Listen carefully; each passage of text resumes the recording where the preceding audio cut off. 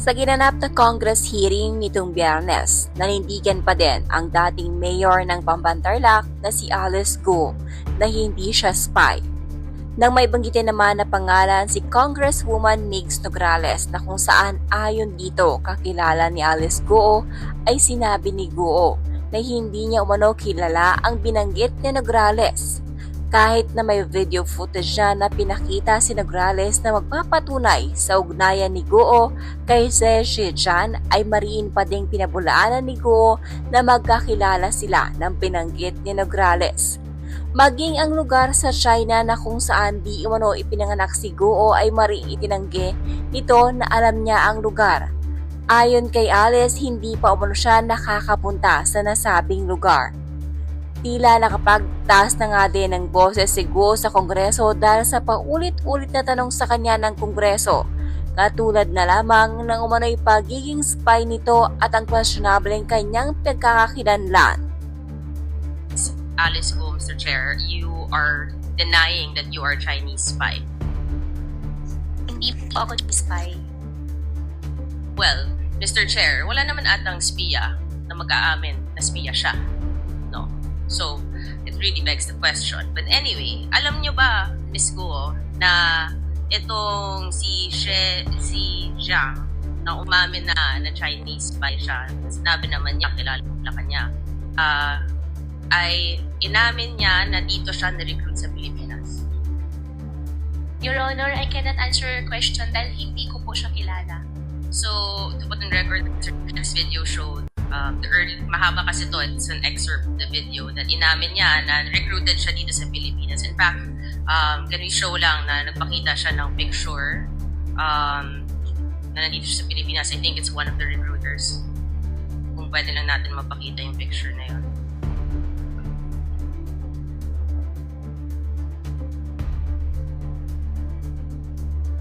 So, ito. Wala kang kilala dito. Siya tatlo po, ni isa po wala po akong kakilala, Your Honor. So, ito, nandito si Zhang, but he was the chair na dito siya na-recruit sa Pilipinas sa spy. Baka iisa lang pala ang nagre-recruit sa kanila, hindi natin alam, no? And again, babalik natin doon sa picture na pinakita sa video. Yung next slide, please. And again, you confirm this is not you, Miss Alice Go? Your Honor, hindi po ako yan. This is not you. Okay. Ang katanungan ko, Miss God, because you're saying that hindi mo at demanda mo. Ano naman mabe-benefit din nitong si Zhang to name you? Your Honor, I think it's better for you to ask him. Kasi siya po yung naglabas ng video, so siya po nakakaalam ano makakapag-benefit mo sa kanya. Definitely, hindi pa ako spy. Okay. Relax ka lang. Bakit ka galit? Kasi po, ganun din po yung nangyari last time. Sinasabi po nila spy ako. Mahal ko pong Pilipinas, Filipino po ako, hindi pa ako spy. Okay, relax lang. Relax ka lang. Diba? You don't have to be so riled up if you know the truth. Right? So, you categorically will keep denying what Zhang is saying, right? He mentions na pinanganak ka sa Fujian, China, and na nanay mo si Lin Wenyi. Allegations po niya yun, Your Honor. And who is Lin Wenyi? Your Honor, Lin Wenyi is the partner of my father. And about my citizenship naman po, I think there is already I'm not asking court anything about na your po. citizenship. I'm just asking who Lin Wenyi is. Pinapangunahan mo ako sa mga hindi ko naman tinatanong. Masyado kang defensive. You know, mga actuations mo, medyo, it's showing something, Miss Guo. So, itong address mo na pinakita, pakita natin yung picture ulit. Yung address nito, Mr. Chair, is apparently the local address of the Chinese Communist Party. Sigurado ka, hindi mo nami-miss to? Walang memories? Never ko po nakita, Your Honor. Baka lang, may emotion kaya eh. Baka lumabas ang emotions ko dito. Your Honor, emotional po ako dahil unfair po para sa akin para sabihan po ako na spy po ako. Okay, I'm asking about your house now. So, ito, Your Honor, that's not my house. okay, this is in Fujian. Balik lang natin sa last hearing na mayroong pinakita si Congresswoman Luis Trono, yung nagko-congratulate yung people of Fujian sa kanya. So, kung hindi ka taga dito, at mukhang dito naman yung sinasabi nilang bahay nila, bakit naman din? I think we have that, no? That the people of Fujian was congratulating the first mayor na naging mayor dito. Yan. We have a translator here. Do you understand what is written? Yes, this is like congratulating for winning as the mayor. Okay, and then these are the people who prepared this story page. Those are the people, yung mga pangalan. Below. Yes po. Okay. Baka kunin natin, Mr. Chair, yung mga pangalan na yan. Yeah, can you please post it again? Yan. Oh. Sino-sino yan? It is from Xinjiang, Jinjing Shen. It's an association of the hometown. It's in Jinjing Shen. Which is in Fujian, I think. Yes, it is. Which is basically where what we saw in this video, Mr. Chair, kung saan talaga sa galing ang si Miss Alice Guo, no? And then itong si Lin Wenyi na tinatanggi naman po ni Miss Alice Guo na hindi mo nanay, no? Which later on, nakakalungkot if she really is your mother, na you're denying your ties to your mother. Sinabi din sa documentary, Mr. Chair, na umalis nga daw siya, sabi ng mga residente doon, na umalis siya towards the end of 2002. From the previous hearings, we have a copy of the Special Investor Resident Visa. Yung next slide, please. Yan. Na dependent siya ni Lin Wenyi, galing nga from Fujian. And it is January 12, 2003 na pumasok sila ng Pilipinas. So, you know, the facts seem to be aligned. The documents we have and we've been seeing seem to be aligned with this video that came out, Mr. Chair, na hindi naman natin alam bakit naman in-name din si Miss Alice Guo na hindi naman, wala namang kinalaman ito sa atin. But apparently, there is that connection, which is scary. We go back to Lin Wenyi, which you have said this is the partner of your father, your Chinese father. Yes, Your Honor. Yes. And you said, naman, na you will only be into business those you are very close with and those you trust, correct? Yes, Your Honor. Yes, you said that last hearing.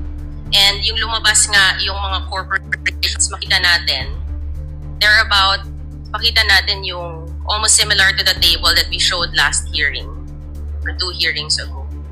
So yung mga corporations mo, ang daming beses lumalabas nga nitong si Lin Wenyi, na lahat ng mga kasama sa corporations na yon are actually family members of yours. Your brother, your father, right? And ngayon, nanay niya pala itong Lin Wenyi. So it is a family corporation. So, Miss Alice, itong nangyari din sa video, meron sinasabing yung Yatai Group. Ito yung company ni Mr. She Zhizang.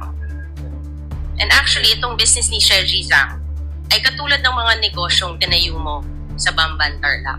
There's a picture eh. Magkapareho siya. And do you know that itong si She Zhizang, link yung mga businesses niya. Kaya nga siya nasa Thailand ngayon eh. With human trafficking, extortion, and cyber scams. Which are the very same crimes na tinitingnan natin ngayon, Mr. Chair, na nangyayari sa mga legal POGO operations dito. If I may be allowed to play an excerpt of that video again, Mr. Chair, to show what's happening in Myanmar. Please proceed.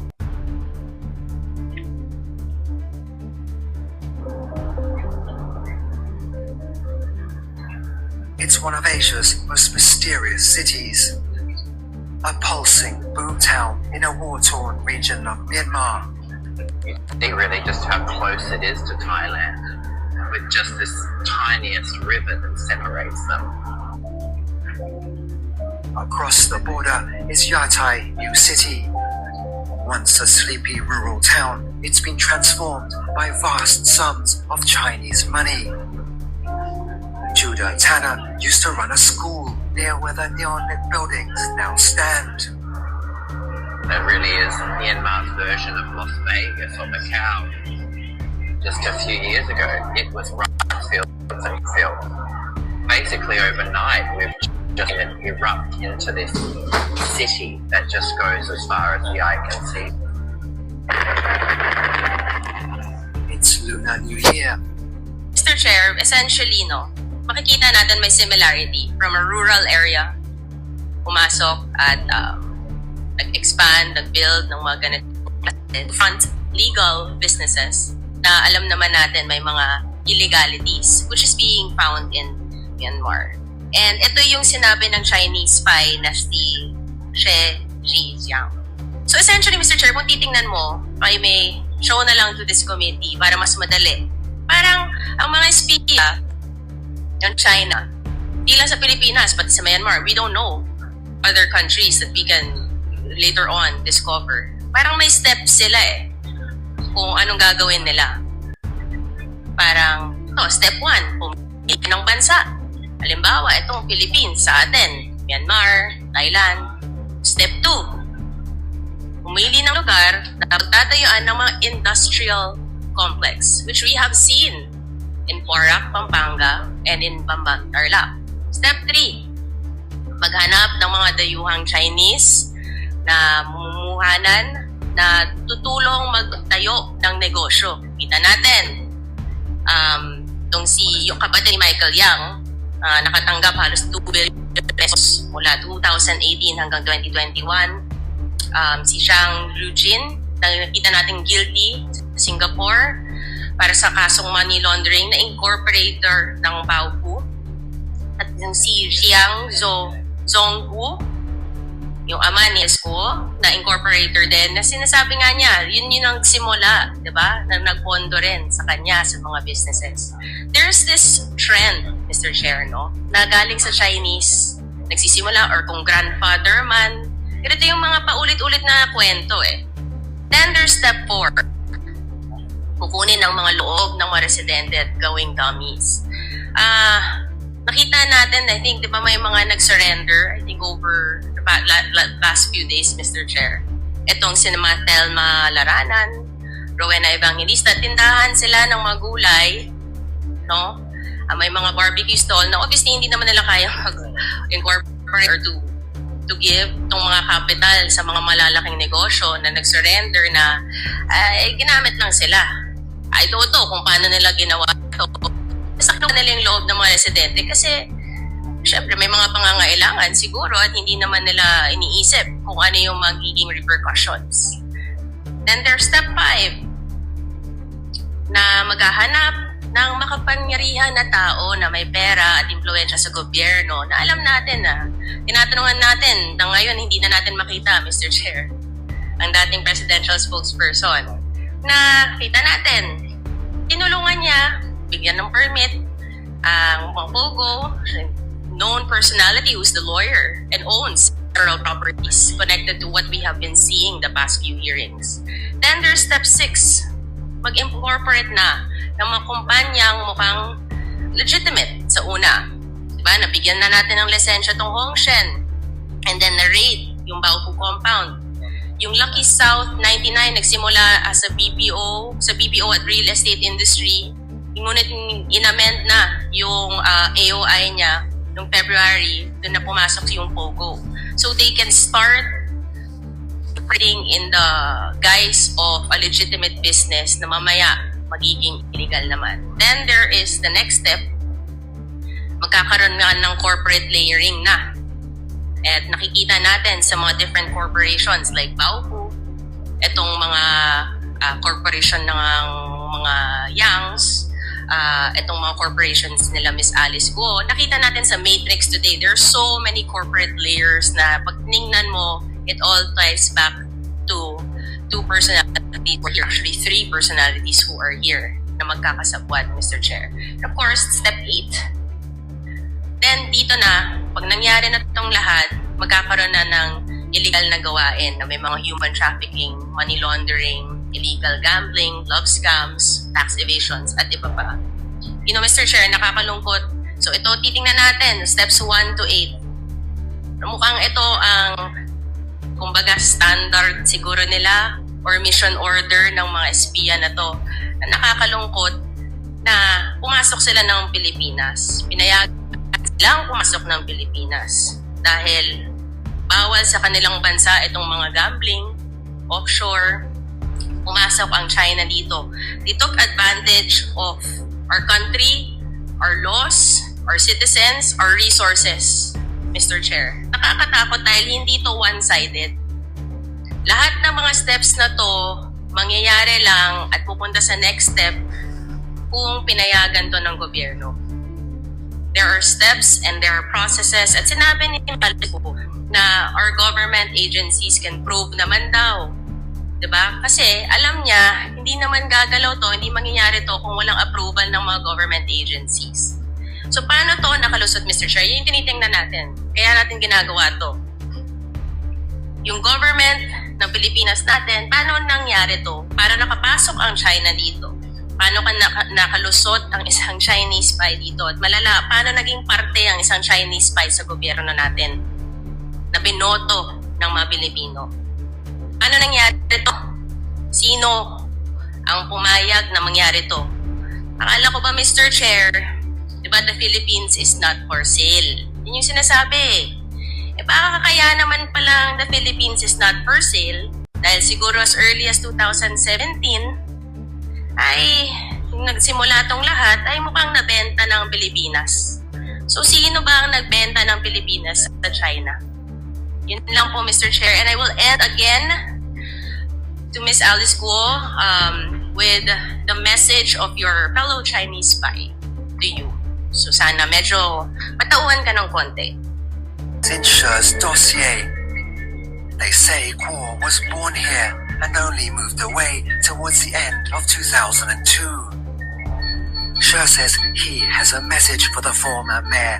我那里跟我是不可信的，我们两个你看要曾经都为这个国安户卖命，你看看我的下场，要想不被灭口呢，就把真相呢就告诉全世界。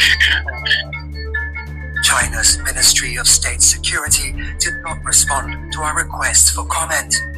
Thank you. Neither did Alice Guo Huaping. So, Mr. Chair, I end my interpellation with that. Thank you.